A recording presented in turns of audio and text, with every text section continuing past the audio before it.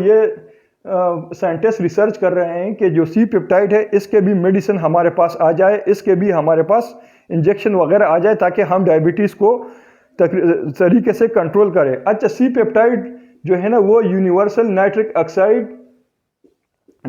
Oxide ریلیکسرز ہے۔ For example یہ جو ویسلز ہے اس کو ریلیکس کرے گا پورے جسم میں،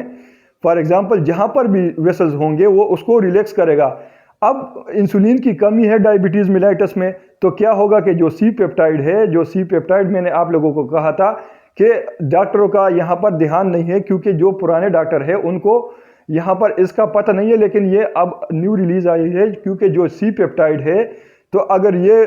پورے جو جسم ہے اس کے جو ویسلز ہے اس کو ڈائلیٹ کرے گا، تو اگر انسولین کے ساتھ یہ بھی کم ہو جائے گا تو یہ ویسلز کو کنسٹرکٹ کرے گا۔ تو اب ہمیں پتہ چل رہا ہے کہ جو ہمارے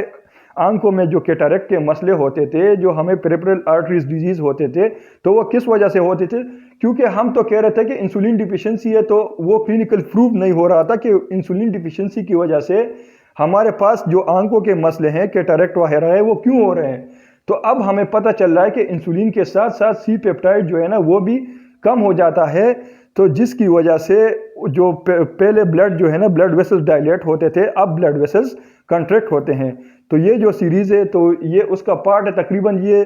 10 لیکچروں میں یہ جو ڈائبٹیز میلائٹس کا سیریز ہے وہ میں کور کروں گا انشاءاللہ۔ آپ لوگ میرے ساتھ جڑے رہیے۔